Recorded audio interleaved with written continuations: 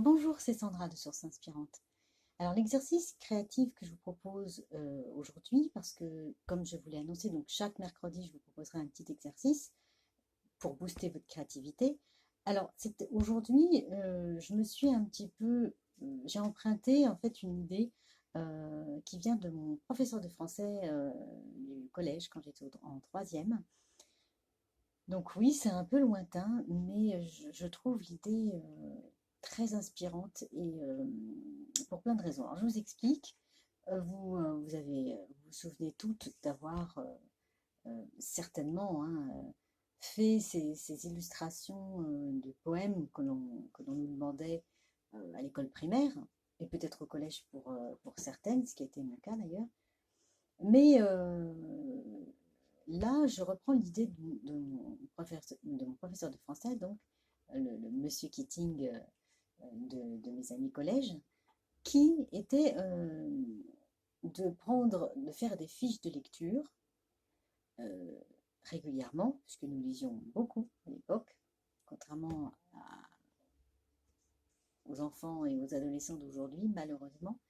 Et à chaque donc, fiche de lecture, eh bien, il nous était demandé de faire une illustration, donc un dessin euh, sur ce livre. Alors c'est doublement intéressant parce que déjà, ça nous fait, effectivement, ça nous fait développer notre créativité puisque on va se concentrer on va réfléchir à ce que nous évoque le livre, finalement, en gros, et on va retenir certaines images pour pouvoir illustrer à notre avis, selon notre avis, selon notre ressenti, euh, illustrer le livre pour pouvoir donc en résumer un petit peu ce qu'il contient. Donc, ça demande de la réflexion, ça demande de l'analyse, et puis on a ce côté ludique de la créativité qui s'éveille, et là, on peut faire tout ce qu'on veut, d'autant plus quand on a aimé évidemment le livre. Alors, évidemment que l'exercice d'aujourd'hui, c'est pas, je vais pas, quand on est une grande lectrice comme moi, je suppose que vous l'êtes aussi, ou peut-être pas, mais de toute façon, on ne peut pas faire ça malheureusement pour chaque livre que l'on lit, parce que sinon ça nous prendrait trop de temps, ce qui est encore une fois vraiment dommage. Mais bon. Mais on peut quand même déjà commencer par simplement illustrer le livre que nous venons de lire. Alors, ça nous permet également de synthétiser, de refeuilleter le livre, peut-être si on n'a pas fait si on ne fait pas l'illustration tout de suite après la lecture. Donc on va revenir un petit peu on va revenir sur le livre pour revoir un peu certains chapitres. Donc on va améliorer notre mémoire, on va développer donc notre créativité, c'est le but. Et puis on va laisser notre imagination s'envoler et se libérer. Alors j'ai retrouvé certaines fiches de lecture de l'époque. Évidemment, ça date de 87-88, donc c'est vieux. Donc elles ont un petit peu été abîmées. Je n'ai pas tout trouvé, mais j'en ai trouvé quelques-unes. Juste pour vous montrer un petit peu, si ça vous amuse de refaire cette fameuse fiche de lecture que peut-être aussi vous avez connue à votre époque. Parce que je ne pense pas que ça se fasse encore aujourd'hui avec des illustrations. Plus, même les fiches de lecture, je ne me souviens pas d'avoir...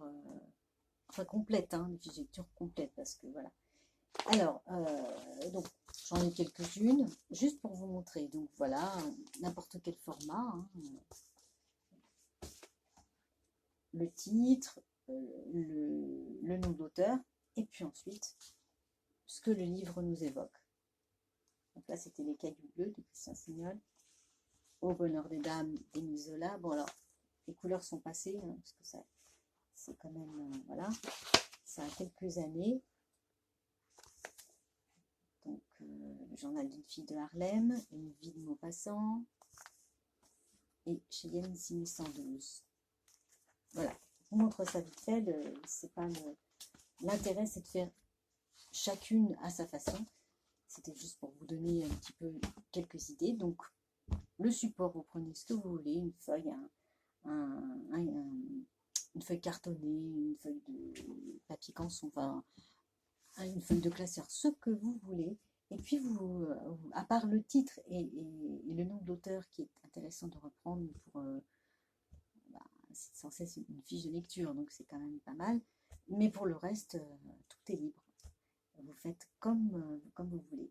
Essayez cet exercice, je trouve que c'est vraiment chouette. Et comme ça, vous pouvez relier vos idées avec ce que vous a inspiré le livre, et puis tout en laissant votre créativité parler. Voilà, je vous dis à bientôt pour une autre